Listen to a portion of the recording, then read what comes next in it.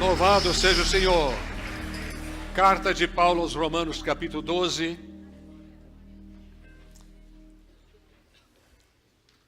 Carta de apóstolo Paulo aos Romanos, capítulo 12, apenas 2 versículos. Eu vou ler o primeiro, vocês lerão o segundo. Romanos 12, 1 e 2. Rogo-vos, pois, irmãos, pela compaixão de Deus, que apresenteis o vosso corpo em sacrifício vivo, santo e agradável a Deus, que é o vosso culto racional. 2, melhor dizendo, todos vocês. E não vos conformeis com este mundo.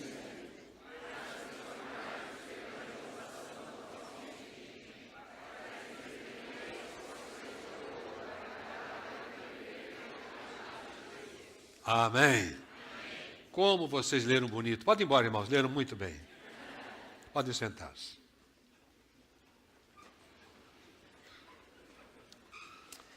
Conforme falei hoje pela manhã, meu assunto é o alcance da consagração. Um militar apaisano estava numa loja quando entrou um ladrão para assaltá-la. Como aquele militar não estava com suas vestes que condissessem com a sua profissão, ele estava paisano, ele concluiu o seguinte: eu posso não agir como policial, porque ninguém notará. E o ladrão continuou roubando. Na verdade, meus amados irmãos, nós temos pelo menos 3 tipos de ladrão que roubam a nossa vida cristã. E a gente tem que estar atento ao mover dessas armas poderosas contra a nossa vida de fé, que atrapalham o nosso casamento, atrapalham a nossa vida na igreja, atrapalham a nossa vida na profissão, no namoro e assim por diante. A primeira força com a qual nós temos que lutar é a força do diabo. Desde o início, ele é um príncipe que procura destruir o projeto de Deus. Assim que Adão e Eva receberam o jardim para viverem nele, a primeira coisa que o diabo fez foi conversar com a mulher. Por que não conversou com um homem? Aí, irmãos, pergunta-me por quê? Foi conversar com a mulher. Como a mulher fala muito, espicha tudo, ela caiu na conversa dele e acabou traindo os desígnios do Criador. E o pior, levou o problema para o marido. Então, desde o início, o diabo é assim. O fato é que, por causa daquele momento, no início da história da humanidade, o homem, como ser humano, inclusive a sua esposa, geraram filhos com uma tendência maligna. Se você observar Gênesis capítulo 4, você perceberá que, tendo nascido os 2 filhos, Caim e Abel, um matou o outro. Mas como é que pode? Estão diante do Criador, no paraíso. Os filhos acabaram de nascer. Quando crescem, já tem uma malignidade no coração. E esta maldade foi sendo enviada de pais para filhos, de pais para filhos, até chegar em mim, até chegar em você. Como diz o apóstolo Paulo em Romanos capítulo 5, verso 12, por um homem entrou o pecado no mundo, e pelo pecado veio a morte. Passou a todos os homens, porque nós pecamos. Ou seja, a nossa raiz está em Adão e Eva. E naquela raiz de desobediência, nós viemos para este mundo e carregamos essa malignidade interna que Satanás sabe usar. Segunda força pecadora contra a nossa vida cristã é o mundo. O mundo é o sistema de valores que existe aí fora. O sistema de namoro, sistema de casamento, sistema de negócios, sistema de política e assim por diante. Tudo que você pensar na vida social sem Jesus é o sistema de valores do mundo. Há coisas boas, mas o sistema está todo corrompido pela malignidade. A Bíblia diz: o mundo jaz no maligno. E durante a história da igreja cristã, a forma, o modo de pensar e de agir do mundo está sendo colocado na forma dos crentes.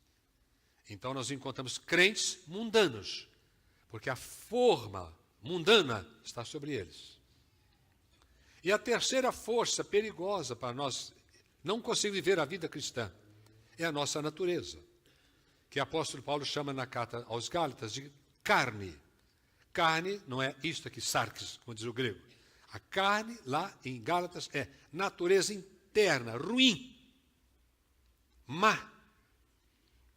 E é por isso que quando você recebe um bebezinho no seu colo, é uma graça. Você chama até de anjinho. Mas a natureza pecaminosa do papai e da mamãe já está naquela criança, e assim que ela puder, ela vai desonrar você, desobedecer, fazer birra para você, vai te dar dor de cabeça. E você pergunta, quem ensinou essa criança a fazer mal? Ninguém. Nasceu com a natureza pecaminosa. E às vezes, pai e mãe ficam perdidos se corrige, se não corrige a criança. E a Bíblia é muito clara, se você não corrigir, você passará vergonha. A natureza má está dentro dele. Então eu contava sobre uma mãe que eu conheci, que foi chamada à escola porque o filhinho dela estava rabiscando as paredes da escola. E a diretora chamou, olha, precisa fazer alguma coisa para o seu filho, está estragando todas as paredes da escola. E ela disse, não podemos matar o gênio que está no coração dessa criança. Ele é um pintor. Bonito. E é por isso que muitas vezes os nossos filhos aprontam, quando crianças principalmente, e nós temos medo de corrigi-los, pensando que corrigindo a criança vai matar o gênio que ela é. Meu irmão, se eu contasse a você quanto eu apanhei do meu pai, sem merecer, já era para estar no cemitério há muitos anos. E eu não tenho raiva do meu pai, nunca tive, pelo contrário, respeitei meu pai até que ele morresse. E continuo respeitando até hoje. Nenhuma coça, nenhuma varada, eu disse hoje pela manhã, eu apanhava de chicote de fio elétrico. Meu pai era português. E português, quando corrigia os filhos naquela época, corrigia para matar, para dar cacetada mesmo. Vou dizer uma coisa, vocês talvez não acreditem, por favor, não conta a ninguém, não sei para o vizinho. Uma vez eu apanhei do meu pai uma coça, porque eu tinha saído com alguns colegas para pescar rã. Eu gostava de fisgar rã, limpar a rã e comer a rã. Gente, se você nunca comeu rã, experimente. É tipo de sapo, mas é uma beleza, irmão. Quando eu cheguei em casa, à noitinha, você tem ideia, naquela época não havia lanterna. Eu sou tão novo que não havia lanterna boa na época. Você punha fogo num pneu e você com o pneu clareando a beirada dos córregos, vendo a rã, dizendo, você fisga na rã. Meu irmão, minha casa tinha recebido uma carroça de lenha, porque naquela época minha mãe cozinhava com lenha. Olha, o meu pai quebrou todas as lenhas das minhas costas. Todas. Horas me dando cacetada. Você me examina de alto a baixo, não tem nada quebrado aqui, em 78 anos. Estou inteirão da Silva. E agradeço a Deus que se meu pai não tivesse feito aquilo, eu teria feito coisa pior. Mas o pecado é isso. Leva você a aprontar. Como é que pode? Um bebê, uma criança tão linda, como é que pode errar? Porque a natureza humana está dentro da criança. A consagração que nós estamos falando aqui, meu amado irmão, é um socorro de Deus. É um projeto de Deus, não é seu, é dele. Para que você possa viver em qualquer situação da sua vida, seja adolescente, seja jovem, seja no seu namoro, seja no seu casamento, seja na sua vida empresarial, seja na vida de fé, em qualquer área que você estiver envolvido, você possa manter a sua identidade de homem de Deus. Digo homem na palavra genérica, homem e mulher. Ah, pastor, você não conhece meu marido? Nem quero conhecer. A consagração é o poder de Deus, o aceite de Deus, a oportunidade que Deus dá a você, para que você possa caminhar dando exemplo de vida cristã de forma bonita. Então me lembrei daquele homem que tinha uma firma fazedora de vasos bonitos, vasos decorativos. E ele dizia o seguinte: quando um vaso está pronto, eu levo para o forno. Quando eu tiro do forno, ele esfria. Eu mando alguém bater do lado direito dele com um pedaço de pau. Ele faz um certo som. Depois bate do lado esquerdo. Ele faz um certo som. Se o som daqui for diferente da esquerda, eu mando quebrar o vaso. Se o som da esquerda for diferente do som da direita, eu mando quebrar o vaso. Joga fora. A língua daqui tem que ser a língua de cá. A língua de cá tem que ser a língua de cá. Isso quer dizer que a consagração é o seguinte: Deus quer que você tenha uma identidade tão perfeita, tão correta, que você seja conhecido como gente de Deus aqui, gente de Deus lá fora, gente de Deus na sua escola, gente de Deus na sua empresa, gente de Deus no seu casamento, gente de Deus nos seus negócios, gente de Deus em qualquer lugar. Deus quer que você tenha uma identidade para a honra e glória do nome do Senhor Jesus. A consagração é para isso. Às vezes, nós confundimos consagração com vocação. Há pessoas que pensam para ser consagrado, agora vou ser pastor. E elas confundem as coisas. Pode até ser, mas não necessariamente. Por isso, quando um pastor batista passa por um concílio de pastores, a primeira coisa que os pastores querem saber é se esse homem tem convicção, de fato, de que Jesus o chamou para ser pastor. Tem que ter convicção e tem que nos convencer de que Jesus o chamou. Porque muita gente consagrada pensa que agora para ser consagrada vai ser pastor ou missionário. E o pior, há aqueles que pensam que por ser consagrados, Deus vai enviar lá para uma tribo, lá no fundão da África, uma tribo de canibal. Você vai ser missionário lá agora, por quê? Porque você está consagrado. E não é assim. Então eu me lembro dessa confusão que muitas vezes a pessoa faz entre vocação e consagração, da história contada para mim de um dos meus ex-pastores, aqui da primeira igreja batista de São Caetano, há muitos anos atrás, certamente. Ele era filho de fazendeiro. E um vizinho dele tinha 3 filhos. 2 eram normais. Um era meio pá virada. O que é isso? Também não sei até o dia de hoje. Mas não era normal. Nada dava certo para o 3º filho. E um dia, esse vizinho do meu pastor chamou o pastor dele para fazer uma visita na fazenda e conversar com o filho, que não era muito normal da cabeça.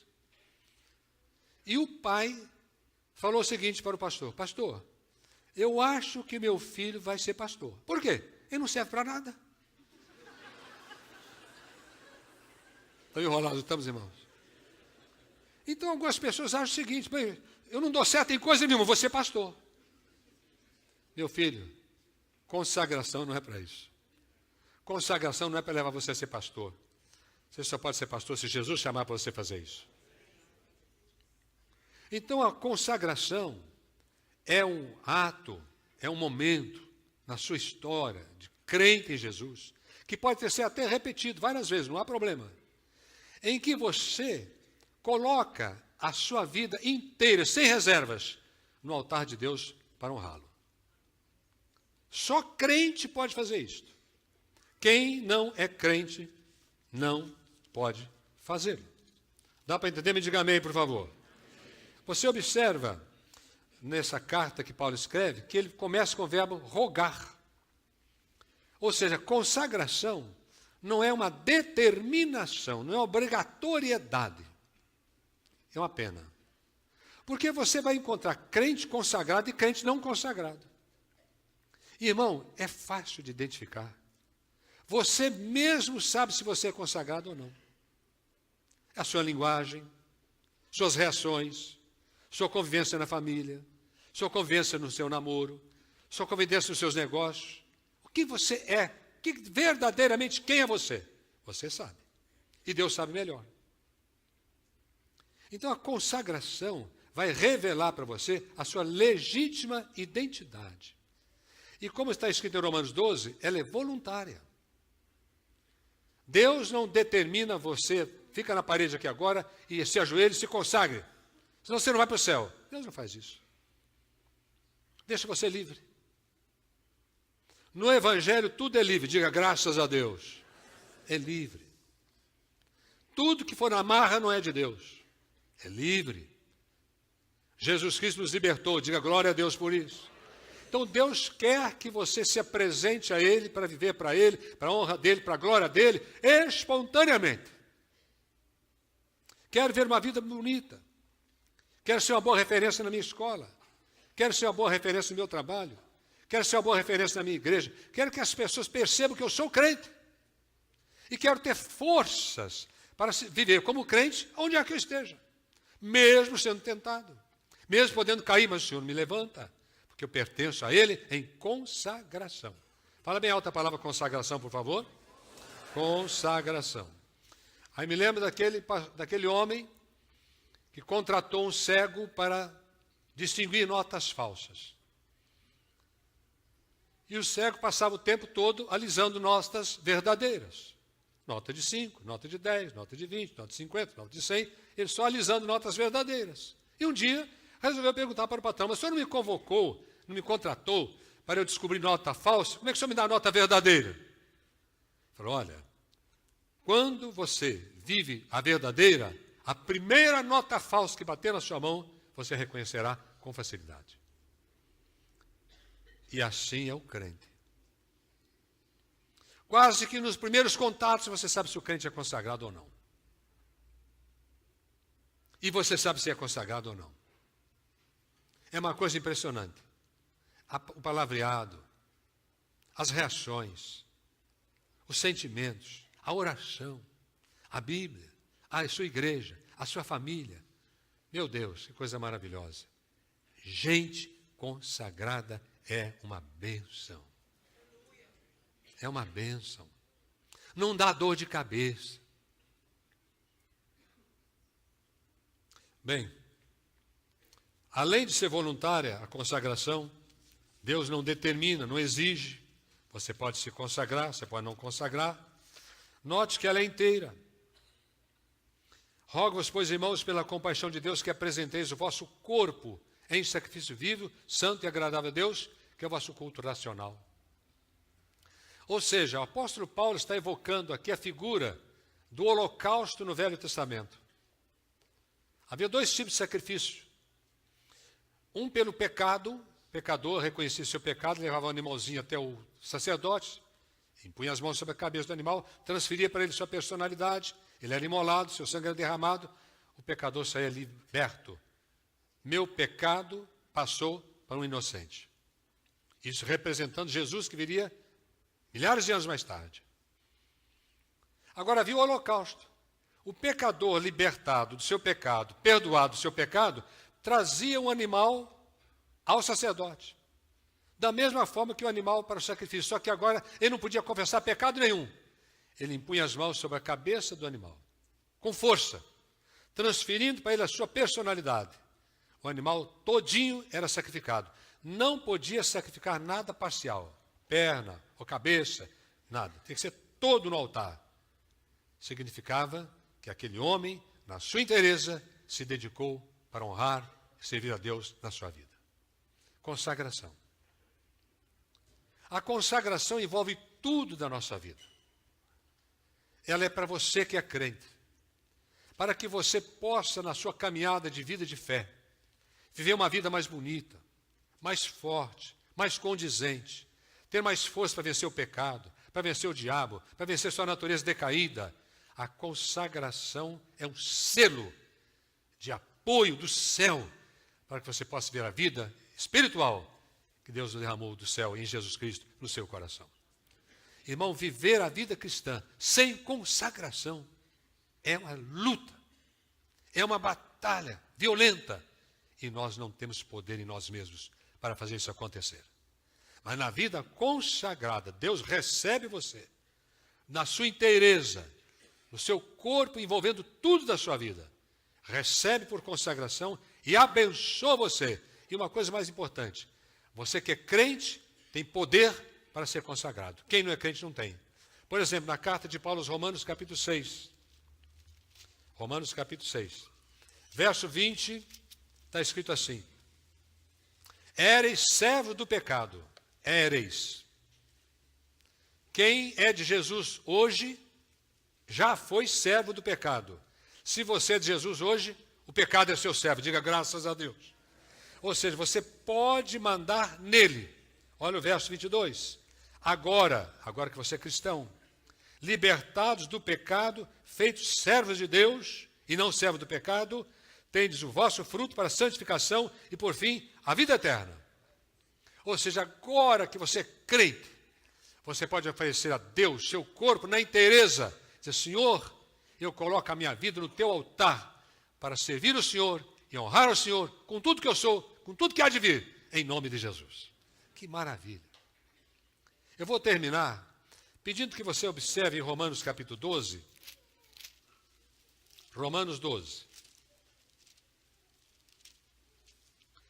Alguns aspectos, o que a consagração vai trazer a você. Você vai perguntar, mas pastor Ari, o que traz para mim a consagração? O que ela me oferece? Porque nós somos assim, né, irmãos? Sempre queremos saber o que vamos ganhar com isto. Uma vez que você pode não ser consagrado. O que um consagrado ganha? Se você pegar do verso número 6, Romanos 12, 6 em diante, até 21, você vai enumerar uma dezena de vitórias na sua vida. Mas eu quero mencionar rapidamente algumas. Verso 6, dons. Dons da graça. Fica claro para você o que Deus tem para a sua vida, para você servir a Ele, a igreja dEle, ao reino dEle aqui nesse mundo. Claro, você tem esta qualidade especial que eu dei para você na consagração. Claro, há muito crente que não sabe o dom que tem. Há muito crente. Mas na consagração isso torna claro. Deus revela, fica livre para você entender o que Deus espera de você, o que Ele tem para você. Verso 9. Amor sincero. Hoje a pastora Sara está falando sobre o amor aos novos que estão chegando aqui. Irmão, não é fácil. É praticamente impossível você amar um rebanho desse tamanho. Mas quando você tem Jesus e você é consagrado, o seu irmão é irmão de verdade. Você ama.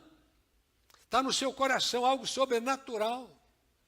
Amor profundo. Diga a palavra amor. Verso 11. Você se torna fervoroso. Fala a palavra fervoroso. Crente animado. Já viu crente animado, irmão? Fervoroso. É o crente consagrado. Olha o verso 12. Cheio de esperança.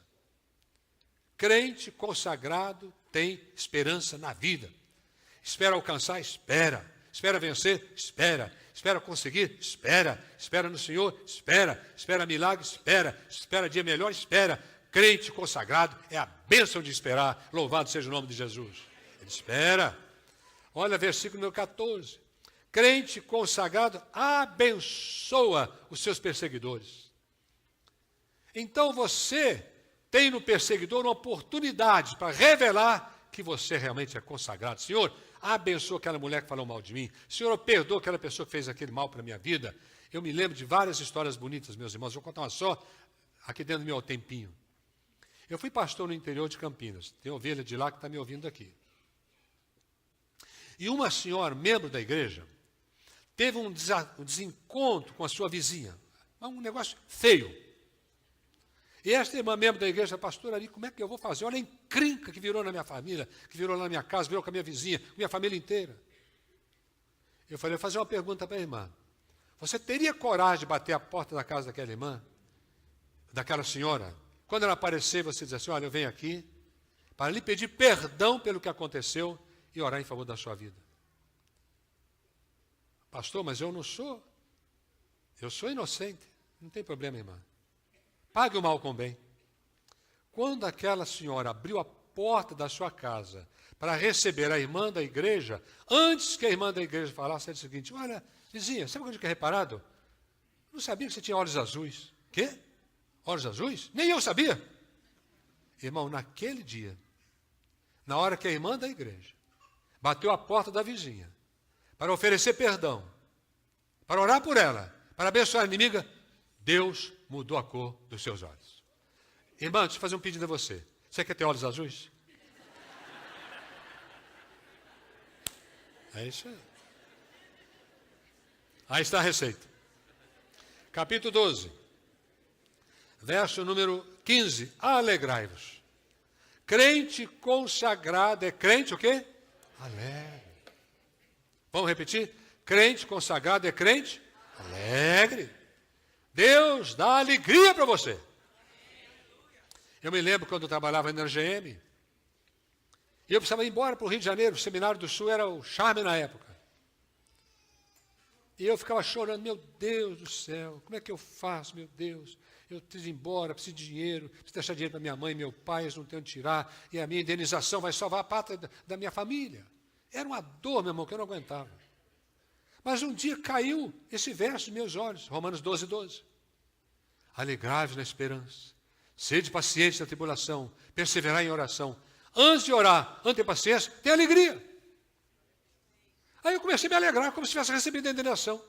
No dia seguinte da minha alegria, mandaram me chamar. O que o senhor quer da GM? Eu falei, eu quero minha indenização. Pode buscar amanhã. Diga glória a Deus. Irmãos, crente consagrado tem alegria sobrenatural, irmão. Porque a vida oferece muitos abismos, muitas dificuldades, muitas. Mas a consagração mantém o poder da alegria. Olha o versículo 19, versículo número 18. Paz. Crente consagrado é pacífico e é pacificador. Bem-aventurados os pacificadores, porque serão chamados filhos de Deus. Jesus é o príncipe da paz. Você só pode ter essa paz reinando, dominando seu coração, sua vida, através da consagração. Deus vai alertar você, levantar você para ser uma pessoa da paz. E finalizo com o versículo 21.